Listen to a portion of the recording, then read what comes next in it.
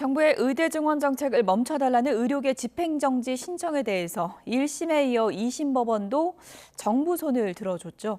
정부는 의료개혁에 속도를 내겠다고 밝혔습니다. 의료계는 허탈해하는 분위기인데요. 추후 대응책을 고심하고 있습니다. 취재기자 연결해서 내용 전해드리겠습니다. 이문석 기자. 네, 사회부입니다. 네, 정부와 의료계 협의가 교차했죠? 네, 그렇습니다. 정부는 사법부가 현명한 판단을 내렸다고 환영했습니다. 반대로 의료계는 아쉬운 결과라며 남은 재판의 신속한 결정을 촉구했습니다.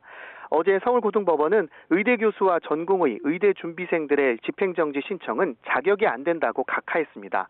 다만 의대생의 경우 1심과 달리 신청 자격이 있다고 봤고 증원 정책으로 회복 어려운 손해가 발생할 수 있다는 점도 인정했습니다.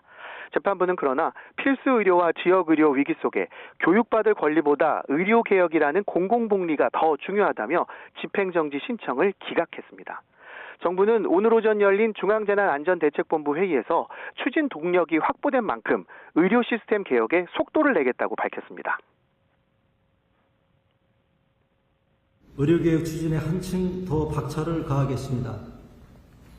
의료진 확충에 이어서 지역 의료 강화, 의료사고 안전망 강화, 공정한 보상체계 확립 등 4대 과제를 속도감 있게 추진해 나가겠습니다.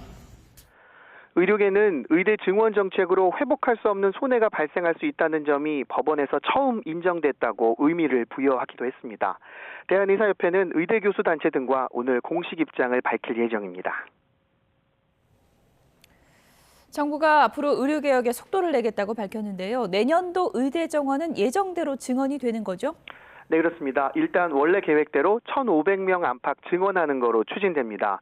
의료계가 오늘 오전 대법원에 재항고하긴 했지만 결과가 나오기까지 빨라야 한두 달 정도 걸릴 예정입니다. 정부는 대법원 판단까지 기다리지 않기로 했습니다. 이달 말까지 한국대학교육협의회 심의를 거쳐 의대 모집 인원이 확정되면 각 대학은 홈페이지에 모집 공고를 내게 되는데요.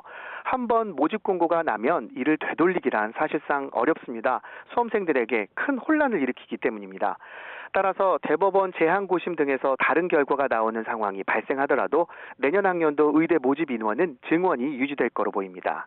정부는 오늘 중대본 회의에서 의료 현장의 갈등을 조속히 매듭짓겠다며 전공의 근로시간 단축 등 수련 환경 개선을 또 한 번 약속했습니다.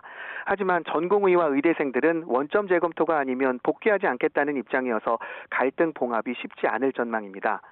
병원과 학교 복귀를 기약할 수 없게 되면서 의대생 집단 유급 등이 현실화할 가능성은 오히려 커졌습니다. 전국 의대교수 비상대책위는 비상 상황이 이어지게 됐다며 근무 시간 재조정을 논의할 계획인데요. 이번 주말 의대별로 회의를 연 다음 주 목요일 총회를 개최해 대응 방안을 결정하기로 했습니다. 지금까지 사회부에서 YTN 이문석입니다.